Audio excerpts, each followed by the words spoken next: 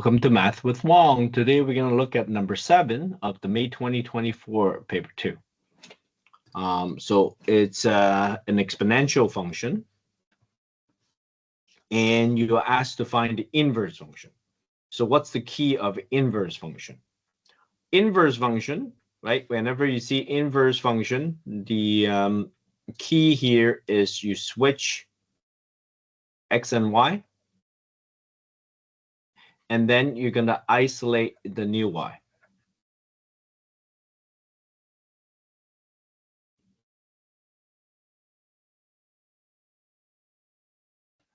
So here, original function is y is equal to 3 over 2 e to the power x minus 2.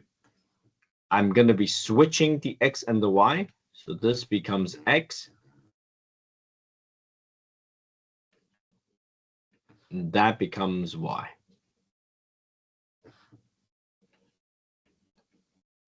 Now I need to isolate the new y. So I'm going to divide the 3 over 2 on both sides. When you divide 3 over 2 on both sides, you're multiplying by its reciprocal, which is times 2/3. So what you're going to have here is you're going to have 2/3 x, or 2x divided by 3 is equal to e to the power y minus 2. Now I want to get rid of the e. How do I get rid of the e? Well, I will have to ln both sides for that to happen. So this becomes ln 2x over 3 is equal to ln e cancel. So that's gone. This becomes y minus 2. So y minus 2 is equal to ln 2x over 3. So y, you're going to bring the 2 to the other side, is going to become 2 plus ln 2x over 3, which is what the question is. So you have shown that the inverse function, right, the new y is the inverse function, is 2 plus ln 2x over 3. Okay, now part B of the question. You're looking at the original function and the inverse function where they are intersecting at 2 points. Because this is a paper 2, you're allowed to use a graphing calculator. So I would use a graphing calculator. I would enter y1 is the original function, and y2 is the inverse function, and then press second, trace, 5. And then you're going to enter for line y1, enter again for y2, and then they say guess, just press enter. You're going to be able to find one of the dots. And then to find the second point, you're going to do second trace 5, enter 2 times, and then you're going to move the cursor over to the other dot, and then press enter again, and they'll give you the other point. So you should be getting, using your graphing calculator, and we want the x value.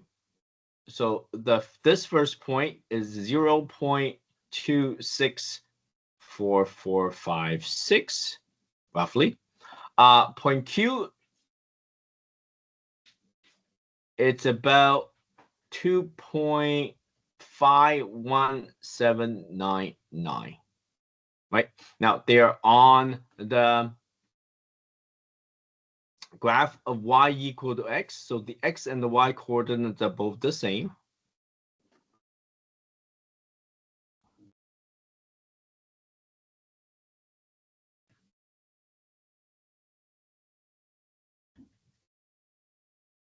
This would also be 2.51799.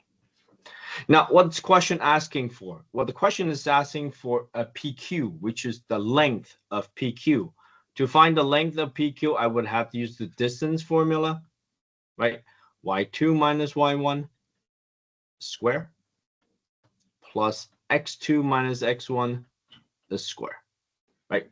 So punch that into the calculator, round it off to 3 sig fig. I got 3.19. Okay, y2 minus y1, and x2 minus x1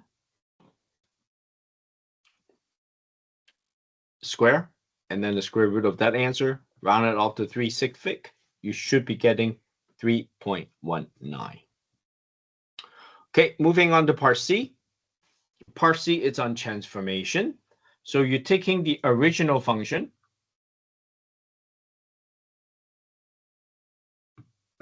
Let me write down the original function again.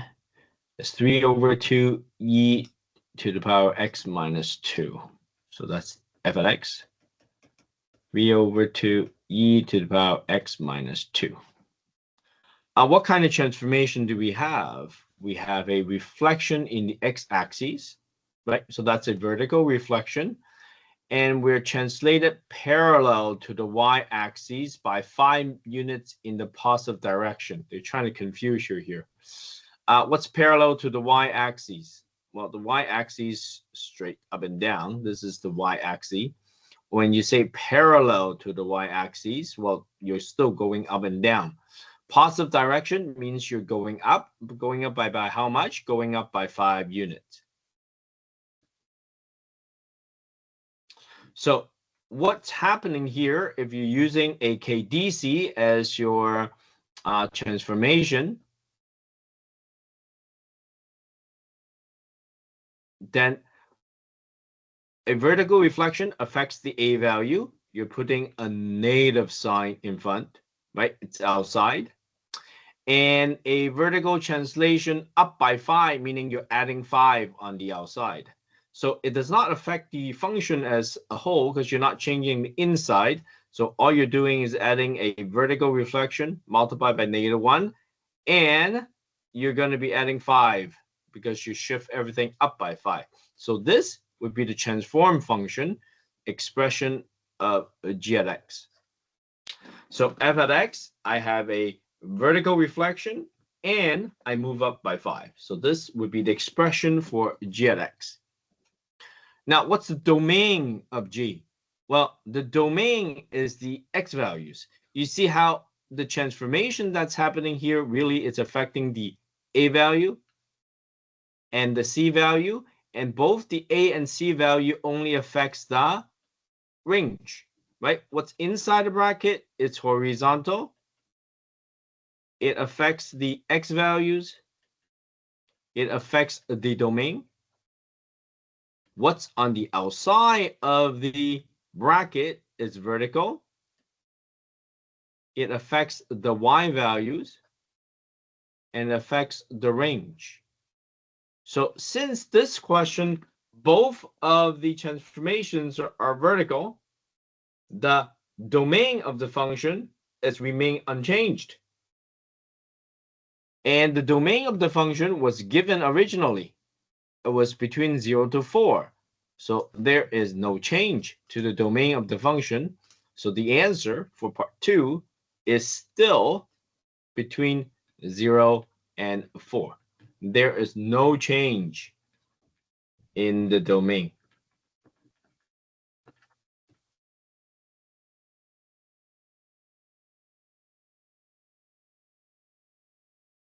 Okay, now we're moving on to the last part. Last part of the question, you're asked to solve the equation. So you need to set f at x equal to g at x and solve for the answer. So f at x is 3 over 2 e to the power of x minus 2. G at x is a vertical reflection, and I move up by 5. So when I make this two equations equal to each other, I'm going to bring this to the left-hand side. So 3 over 2 e to the power of x minus 2 is going to add another 3 over 2 e to the power of x minus 2, and that's going to equal to 5. That's 1.5 plus 1.5, right? So it's kind of like 1.5k plus 1.5k, where you're going to get 3k.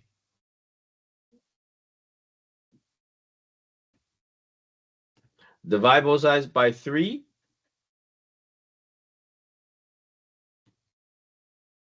Now, I want to get rid of the exponential function. I'm going to do a natural logarithm on both sides.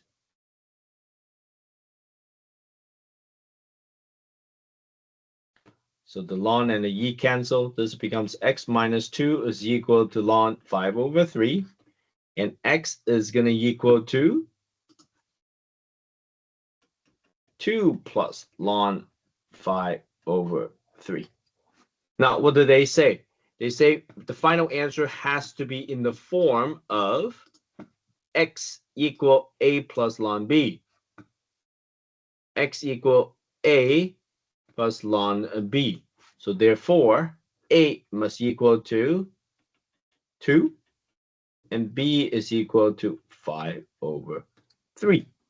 Okay. The key here is 1.5 of, apple plus another 1.5 apple. Together, you have 3 apples, right? So that's a little bit of algebra here. By combining like that, you can solve for the x using logarithm. Okay, so that is number 7 on paper 2. Thank you for watching.